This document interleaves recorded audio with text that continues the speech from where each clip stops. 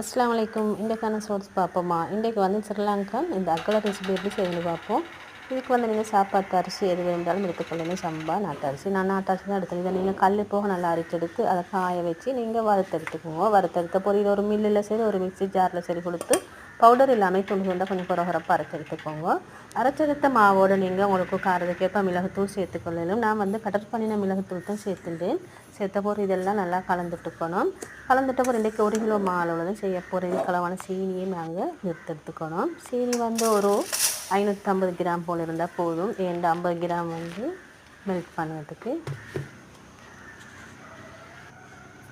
சீனியை நிறுத்தெடுத்த பிறகு இதே மலர்ந்து வச்சுக்கோங்க. சீனி வந்து உங்களுக்கு ஒயிட் சுகர் ப்ரௌன் சுகர் எது வேண்டாலும் எடுத்துக்கொள்ளலாம். இப்போ சீனியாக ஒரு இரும்பு கடாயில் போட்டு ஒரு 50 கிராம் போட்டு நீங்கள் இதை வந்து கரமல் பண்ணி எடுத்துக்கணும்.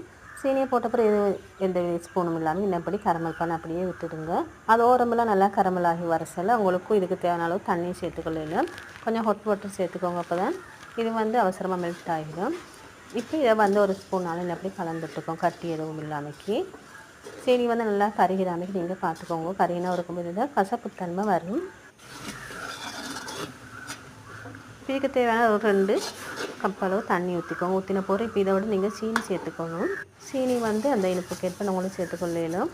காரம் கூடுதலாக போட்டால் கொஞ்சம் சீனி கூடுதலாக போட்டுக்கோங்க. போட்ட போகிற இதெல்லாம் கரையும் அளவு தண்ணி ஊற்றிக்கணும். ஊற்றின போகிற இதெல்லாம் கரைஞ்சி வரச்சில் கொஞ்சம் உப்பு சேர்த்துக்கோங்க. உப்பு ஒரு 1/4 டீஸ்பூன் மாதிரி சேர்த்துருந்தா கொஞ்சம் இனிப்பு நல்லா காட்டும். இப்போ இது நல்லா கொதித்து இந்த பானி வந்து கொதித்து வர சொல்ல நீங்கள் கையில் எப்படி பிடிச்சி பார்ப்போம். அதை கையில் கம்பி பதந்தேவில் கொஞ்சம் ஒற்று பதமாக இருந்தால் தான் உங்களுக்கு போட்டு கிண்டி எடுக்கலாம்.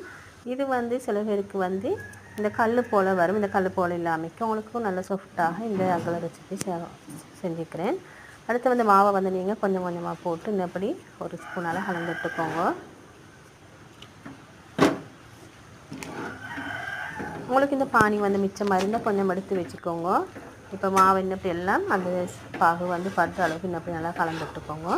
கலந்துட்ட பிறகு இது நீங்கள் சுடச்சுடவே கையால் நீங்கள் அகலை குடிச்சு எடுத்துக்கொள்ளணும். ஒரு லெமன் சைஸ் அளவு கொடுத்துட்டா போதும். இது வந்து உங்களுக்கு ஒரு பிஸ்னஸாகவும் உங்களுக்கு செல் பண்ணலாம். இன்னப்படித்தான் இது அதை வந்து நீங்கள் பிடிச்செடுத்த போகிற அந்த மாவை கொஞ்சம் வச்சுக்கோங்க. அதிலே நீங்கள் இதை ரொட்டேட் பண்ணிக்கோங்க. கொஞ்சம் கலந்துட்டுக்கோங்க. இது நல்லா உங்களுக்கு செஞ்சு பாருங்கள். நல்லா இருக்கும்.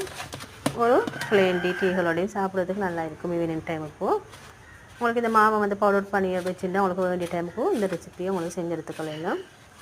ட்ரை பண்ணி பாருங்கள். தேங்க்ஸ் ஃபார் வாட்சிங்.